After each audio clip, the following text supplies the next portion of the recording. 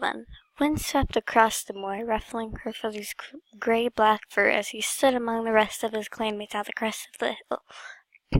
They were gathered in a ragged circle around their clan leader, One Star, who stood beside a small pile of stones. Crowfeather remembered what hard work it had been to find the right number of smoothly rounded stones and push them up the slope to the place he had chosen. His paws still ached from the effort, and he raised one forepaw to lick a scrape on his pad, but it was worth it to do this. "We will honor our clanmates who fell in the great battle," One Star meowed. "Each of those stones stands for a fallen warrior, so that we will never forget their sacrifice. From now on, a patrol will visit this place every day to respect the names of those who died and to give thanks." Yes, Crowfeather thought.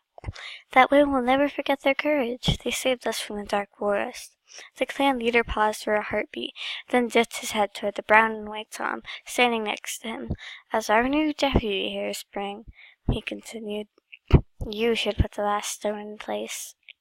Crowfeather stiffened, making a conscious effort not to let his shoulder fur bristle as he watched Hairspring thrust the final stone across the swinging moorland grass and slide it neatly into the gap left for it. "This stone is for Ashfoot," Hairspring mewed solemnly. "She served her clan well." Crowfeather felt a fresh pang of grief for his dead mother, whose throat had been ripped out by the claws of a dark forest warrior, and realized that his pain was mingled with disappointment that he hadn't been chosen as his clan's new deputy. He was aware of some of his clanmates casting sidelong glances at him, as if they had expected it too. After all, he was a senior warrior, and one of the chosen cats who had traveled to the Sunshine Place to meet with Midnight. "Both of my parents were deputies," he thought, "and I've given up more for my clan than any cat, but I suppose I'll never be deputy. Well, once I wanted to send a message by choosing a dark forest cat, and however mouse-brained that may be, it's sent." He suppressed a sigh, admitting to himself that this was a strange time for the clans, as they tried to come together after the great battle, almost a moon ago. It's like Hesher retching to heal around just by slapping cobweb on it, without cleaning it or using any herbs.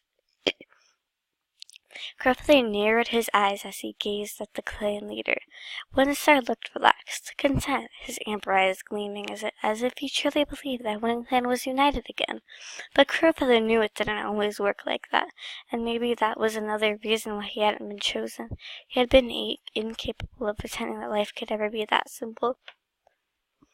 When the last stone was in position, Kestrafrite, the Wind Clan medicine cat, padded up to stand beside the pile, looking out over the horizon. The wind ruffled his molted gray pelt, but his voice rang out clearly across the moor. "We feel the loss of all our dead clanmates, but we know that they have been made welcome in Star Clan. May they have good hunting, swift running, and shelter when they sleep." He dipped his head in the deepest respect, then moved back into the crowd of his clanmates. A ripple of agreement passed through the clan, voices hushed with the solemnity of a movement. One Star began to speak again, but it was hard for Crowfeather to concentrate when he spotted his son Breezebelt hovering on the fringe, his expression angry and uncomfortable. Like he always looks, Crowfeather thought bitterly. His mind drifted inexorably back to the great battle, especially how he had had to sink his claws into Breezebelt's shoulders and haul him back to keep him from killing Lionblaze. He knew that One Star had forgiven Breezebelt, as well as the other cats who had trained in the dark forest. They had each taken a new oath of loyalty to Wind Clan, but Crowfeather knew that the rest of the clan wasn't as eager to forgive the clan leader, and the cat they were finding it hardest to forgive was Breezebelt. Even now he could see suspicious looks directed towards his son, and knew that he would hear whispers once they had returned to camp. All the other Dark Forest warriors had come to their senses and fought beside their clan, all except Breezebelt. He had actually stood with the Dark Forest. He had fought on their side. It would be many moons before that was forgotten. As Crowfeather watched his son, Breezepelt turned his head, and for a heartbeat their gazes locked. Breezepelt's gaze was dark with anger and confusion. Then Crowfeather glanced away, not wanting Breezepelt to see the mixture of guilt and disgust he could feel in his eyes. How did I fail so badly as a father? How did I raise a flea-brain who grew up to become a traitor to WindClan? He's as much use as a dead fox. Munster drew his speech to an end, and with the ceremony over, the clan began breaking up into smaller groups, making their way down the hill toward the camp. Crowfeather noticed that the other Dark Forest cats, Hairspring, Larkwing, Furzpelt, and Whiskernose, were heading down together as if they still felt that they didn't belong with the rest of their clanmates. I was afraid of that, Crowfeather thought. Munster had made Larkwing a warrior because of her bravery in the great battle, and given the injuries Whiskernose had suffered in the same battle, Munster had let him retire with honor to the elders then. And Hairspring was the new deputy, but none of that mattered if the rest of the clan wouldn't accept them. Why can't one star see that? Does he have bees in his brain? Crowfeather made his way back alone, padding along just beside the cluster of his clanmates. "I can't believe it," Gorstel exclaimed. "Munster tells us to remember the fallen warriors, but he's fine with the traitors who killed them staying in the clan." "Hey, that's not fair," Crouchfoot protested, his ginger pelt bristling as the new warrior turned to his former mentor. WindClan cats didn't kill their clanmates. Most of the cats who trained with the Dark Forest turned against him when they found out what was really going on. "Most," Leaftail repeated with a lash of his tabby tail. "Not all." Moving as one, the cats turned to stare at Breezepelt, who was padding past them with Heathertail at his side. "I know what you mean," murmured Gorsetail. "It doesn't seem right that Breezepelt is still here. I know One Star thinks he isn't a traitor because he didn't try to kill a WindClan cat, but isn't fighting on the side of the Dark Forest just as bad? How can we ever trust him again?" "I never will," Leaftail asserted confidently. "The clan would almost be better off if something happened to Breezepelt," Gorsetail meowed, "like a badger took care of him or something." Crowfeather couldn't suppress a gasp of shock. Great Star Clan, are they feather-brained? He wasn't sure that he trusted Breezepelt, but he couldn't believe he had heard a cat wishing death upon a warrior from her own clan. The 4 gossiping cats halted, turning to look at him with expressions of horror on their faces. Clearly they had no idea they could overhear what he was saying. Crowfeather," Gorstel began. Crowfeather ignored her, not in the mood to give them the rebuke that they were obviously expecting. "I didn't give a mouse tail what these flea-brains think. They don't deserve the effort it would take to insult them." Instead, he stalked past them with his head down, making for the camp. His pelt grew hot with anger as he felt the gazes of his clanmates piercing him like wasp stings. It was horrible to hear him talking at his son like that, but the worst of it was he couldn't disagree with them. Back in camp, Crowfeather looked for his apprentice, Featherpaw, and found her near the fresh kill pile, sharing a bowl with Slightpaw and Hootpaw. He noticed with approval how she kept her gray tabby pelt neatly groomed, and her alert look as she spotted him approaching. He jerked his head to summon her. "Come on, we're going hunting." Featherpaw hastily swallowed the last mouthful of prey and swiped her tongue around her jaws. Then she stood up. "Great, Hootpaw and Slightpaw are going out too. Can we all hunt together?" Crowfeather was about to refuse when Hairspring, Slightpaw's mentor, strolled out to join them. Hootpaw's mentor, Nightcloud, was walking just behind them. "That's a great idea," Hairspring mewed warmly. "The more hunting styles the apprentices get to see, the better." Crowfeather groaned inwardly.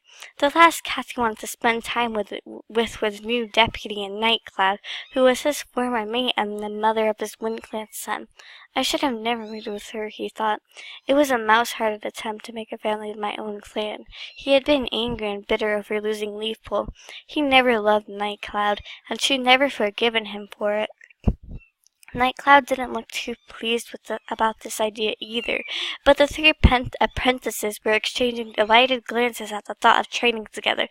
Crowfeather didn't feel like he had much choice. Besides, he didn't want to disappoint Featherpaw. "Okay," he muttered. "One Stark wants us to go and hunt down near the ThunderClan border," Hairspring announced, gathering the patrol together with a sweep of his tail. "There have been reports of weird stunts in that area, and for some reason prairie is scarce." Crowfeather nodded. "Good idea. I tried hunting over there the other day and came back empty-pawed." Hairspring took the lead as the patrol left the camp and headed downhill toward the border with ThunderClan. The apprentices scampered together, jostling one another and boasting about how much prey they were going to catch. The chilly wind had faded to a faint breeze, and wide patches of pale blue sky showed between the clouds. Crowfeather sniffed the air and picked up scent of rabbit.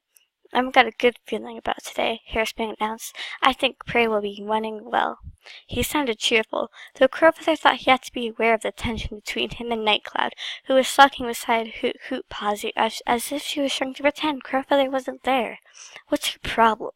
I'm not going to beg for her attention if that's what she expects." The deputy had hardly finished speaking when a rabbit started up unexpectedly from a tussock of long grass and fled across the moor. Nightcloud raced after it. Crowfeather could not help admiring her strong, graceful bounds and the way her muscles rippled under her black pelt. "But she's not my mate anymore, and that's just fine by me. Life is just easier now." Suppressing a snort of annoyance, he turned to Featherpaw. "Watch Nightcloud," he instructed her. "See how quickly she reacted, and when that rabbit changes direction, she doesn't lose a step. Why is that?" Featherpaw's head tilted as she scratched for the answer. After a moment, she looked back at him with wide, questioning eyes. "I don't know." "Because a good hunter is always thinking," Crowfeather told her. "Always alert to a prey's best route of escape. You can't just follow it. You have to work out where it's going to run. That's what Nightcloud is doing now." Featherpaw nodded, her gaze fixed on the black she-cat. "She's great." As she spoke, the rabbit vanished behind an outcrop of rocks, with Nightcloud hard on its paws. A shrill squeal of terror was abruptly cut off, and a moment later Nightcloud emerged from the rocks with the limp body of a rabbit jangling from her jaws. "She got it!" Hoot-Paw exclaimed. "Brilliant catch!" Hairspring meowed heartily as Nightcloud padded back to the rest of the patrol. "Yeah, good job," Crowfeather added when her eyes briefly met his. Nightcloud swiftly looked away from him. "Thanks, Hairspring," she mewed. Crowfeather swallowed a rumble of annoyance, not wanting to look angry in front of the apprentices. How petty! She can't even accept my praise. When Nightcloud had finished scraping earth over her rabbit to collect it later, the patrol continued further down the hill. Crowfeather was the first to spot the black-tipped ears of a hare poking up from where the creature was crouching in a shallow dip in the ground. "Who can tell me what the problem is here?" Hairspring asked the apprentices in a low voice. Featherpaw waved her tail excitedly, but had the sense to speak in a quiet murmur as she answered.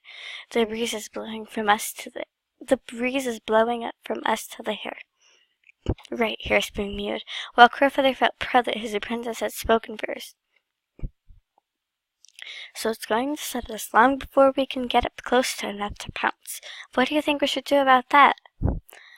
This time it was Hoot-Paw who replied. "Move around so we're in a better place?" "Good," Hairspring praised him. "And this is one of the times where it can be better to hunt in a team rather than alone. Crowfeather, I'm going to work my way around until I'm on the far side of the hare. When I give the signal, I want you to chase the hare over to me." Crowfeather nodded, thinking that if he had been leading the patrol, he would have given that task to one of the apprentices. But it must be Mousebrain, because Hairspring's the deputy. What do I know?